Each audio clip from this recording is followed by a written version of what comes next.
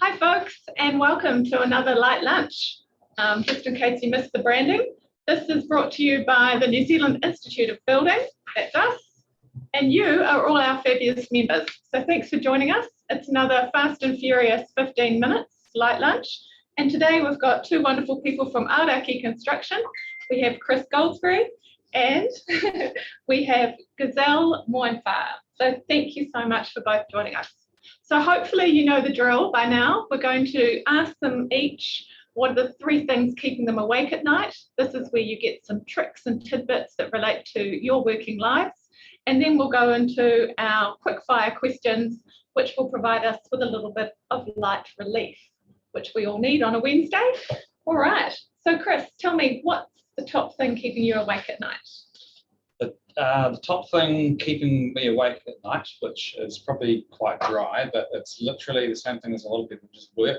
I sometimes wake up and I can't get back to sleep. It's because I'm thinking about churning over work stuff, particularly in construction, all the just what utter chaos it seems to be at the moment, and how there's just so many challenges that we're constantly facing around understanding your ideas around resources and such things, and labour shortage, and just trying to find better ways of doing things. And actually, something I've stolen from one of the older team, which hold on about that. So one of the team produced this, which is a nice diagram of how things, a roadmap of how a project should go, from design, construction, blah, blah, blah, through there. Yeah. And then this is his interpretation of how it does go. So he's drawn the trajectory of construction, showing basically utter chaos. So there's something about complexity in there, and there's something about the order in which things happen. Exactly. If you were going to help someone get a little bit more sleep at night, what would one little trick or tip or approach be? I mean, how have you changed in your approach, given the complexity that we're all facing right now? How have I changed? Well, you've kind of got to roll with the punches, I suppose. You know? You've got to be, you just got to be constantly kind of challenging in being able to do things different. This is the great thing about construction people. You know, it's not every project is different, and you attack every project with an open mind, and you just have to be always finding solutions, really.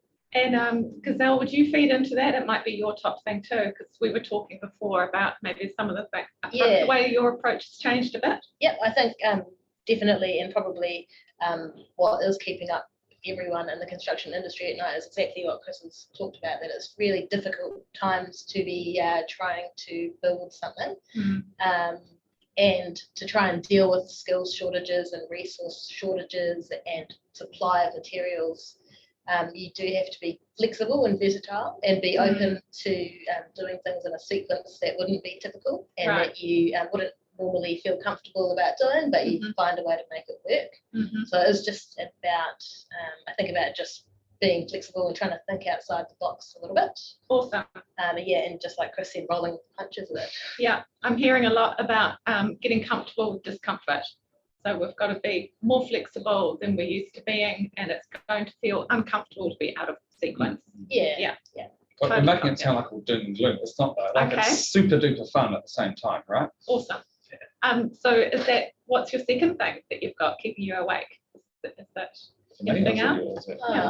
Well, I guess rolling on from that is one of the things that is important, is making sure that your team on site, and that's our Aoraki team, but also the wider site, still feels motivated and happy and wants to come to work. So that's I guess the other thing, is that making sure everyone feels supported, and that you still, no matter how like doom and gloom it might be, that actually, and this is always the case on our site, is that there's always time for a laugh, and no matter how bad the day is going or how something seems terrible, there's always something to laugh about and keep people engaged. So absolutely. Support and motivation. That's why we're here today too, right? A little bit of fun and engagement. Yeah, sure. Yeah, definitely. So what else would you guys add in terms of things keeping you awake? Where are we up to? Any other tricks and tips? You've got a photo there of quite a few peeps. What's that? This is most of the Aoraki team. So yeah, like Gazelle said, yeah, the team is Smiling super faces. important to us, and it's yes, very important. People are rewarded and challenged and enjoying what they're doing. Like, it just makes so much sense that if people are loving what they're doing, and that as much as I do when I come to work, then you're going to do good work, right? So how do you do that support and motivation? What kind of things are you finding are working well with your team? Well, I think for us at the Aoraki Living team, there's 9 of us down there in the site management team, and then between 80 and 100 people on site at any one time. We keep our whole site engaged. We have a monthly shout for the entire team, and it's us, everyone getting together, having a big site toolbox talk, and thanking everyone for their efforts. That works really well as a big site-wide thing. And then within our own team, we spend a lot of time together, many hours of the day together. And so naturally you just get into everyone checks in on how we're all doing, and keep involved, do a lot of after work stuff as well. Okay. And that helps. And just making sure that, you know, we're all up in each other's business, and it helps. Yeah, nice. Cool. What else have you got on your list, Gazelle, in terms of things keeping you awake at night?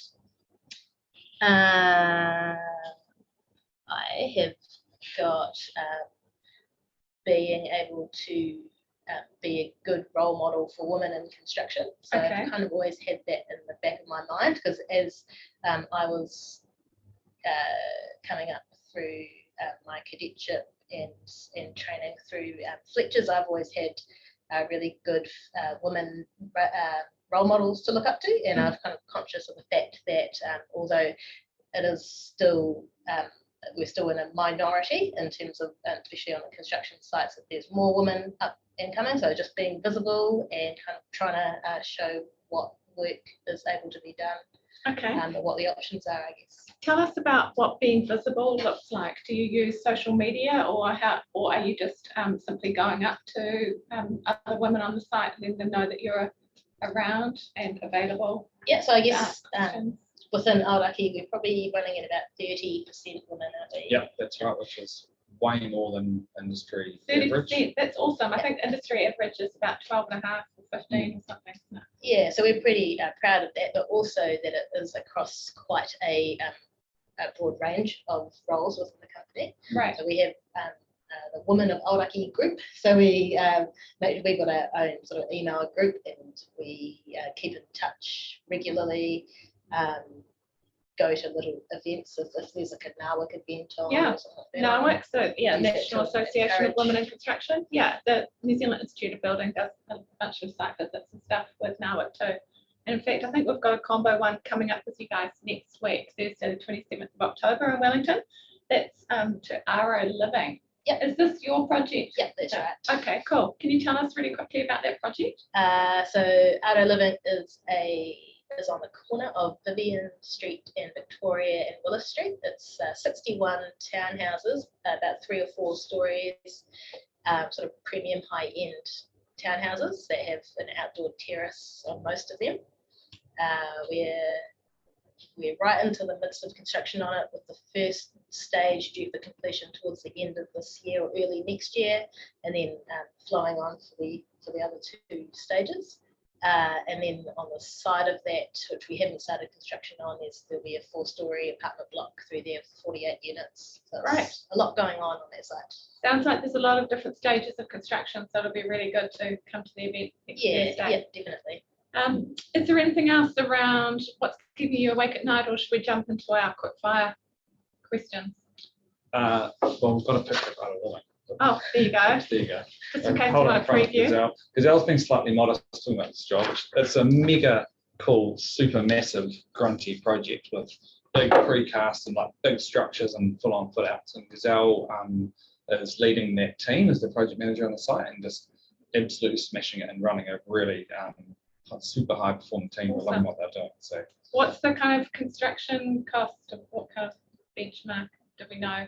The first stage is about this project in about terms scale. of site? Yeah, in terms of scale. Well, the first stage is a little bit north of 30 million, and then the second stage will be it's 49 apartments, so it's somewhere around 10 to 15 million in that bracket. Nice, awesome. Trending to that 60 mil bracket.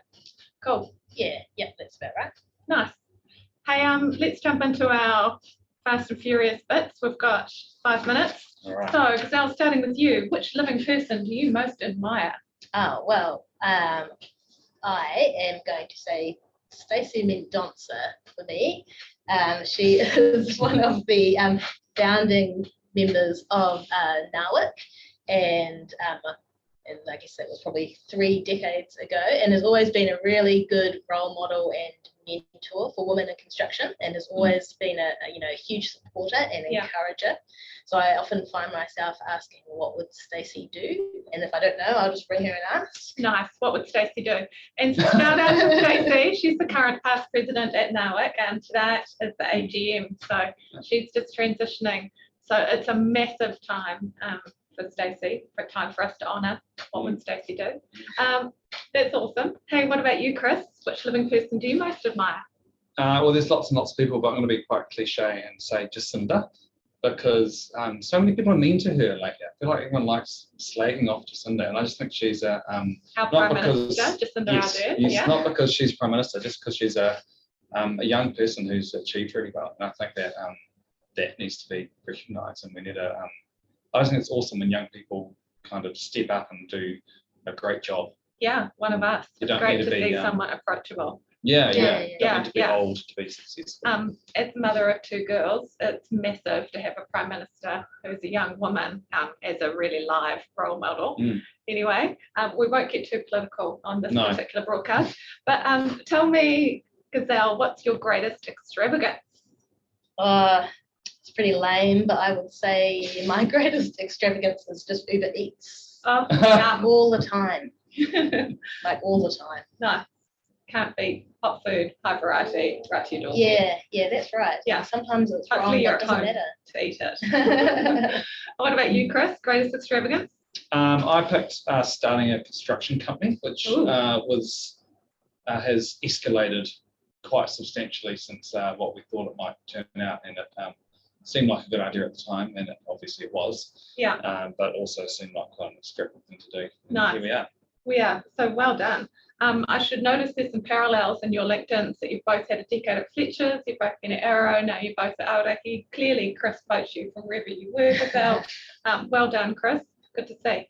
So, Gazelle, which talent would you most like to have? Well, I actually read that as what superpower. So my answer was to be able to be a mind reader, because I like to feel like I kind of get a gauge and can read the room, but I always like to know exactly what's going on. So that's one way to support your team. Chris said that was creepy. So terrifying, creepy. Yeah. Okay, what about you? Which talent are you going to choose? I chose languages, starting with Te Reo. I just think it would be so cool to be able to, if you could speak another language and then think in another language. Absolutely. It just feels like that would open up your mind. 100%. Okay, so Gazelle, if you were to die and come back as a person or thing, what would it be? I've just written my dog so that I could hang out with me all day. Oh. And and have Uber Eats by the time. A charmed life. But then I just copied from Chris because he's got a big thing about birds. Oh, okay. Yeah, Chris? obviously a bird. That's the thing that you'd come back as. Then you can Clearly, fly flying. around and see the world. Yeah, nice. Yeah. I'm getting languages, birds. I'm getting Uber Eats and dog. Yeah. Yeah. Okay. So Gazelle, what's your motto? We're on the wrapping up. Okay. Well, my motto, which I use very regularly, is everything is fine. Right. Okay. Everything is awesome. This is like the Lego Yeah, movie, no, just right? fine. Everything's fine. Not awesome, Not awesome, fine. just Yeah, fine. just fine. Yeah. Okay. Yeah. Okay. Get through the day. Well, there's always something worse that could happen, and it always right. does. So, Okay. So this is the optimistic, hopeful yeah, view of the world. yeah, it's comforting. Great. Team support. Yeah. Okay, Chris, what's your motto? Well, when you asked that, I, without colluding with Gazelle, I already knew Gazelle's motto, that everything is fine. And I've witnessed this, like even when the world is crashing down and everything is utter chaos, Gazelle will say, everything is fine, everything is fine. Got it. So I Keep support the that. project net. I support that. My motto is keep it simple and have heaps of fun along the way Nice. while you're doing whatever you're doing. Nice. Yeah. Simple, fun, fine. Yeah. I think we're in good stead to deal with this complexity that we opened up with. I just had a couple more reminders. Obviously, our wonderful site visit with Gazelle and the Aoraki crew for RO Living. And another thing we're launching is this Industry Insights, which we are doing the inaugural interactive webinar with Daryl Patterson of Lendlease Digital. So if you've got an interest in learning more about where our industry is headed from a digital perspective, make sure you sign up for that event. Otherwise, we'll see you in 2 weeks' time for the next light lunch. Hey, thanks, Gazelle. Thanks, Chris. Cool. I appreciate it. Mate wa. Cheers. Ciao.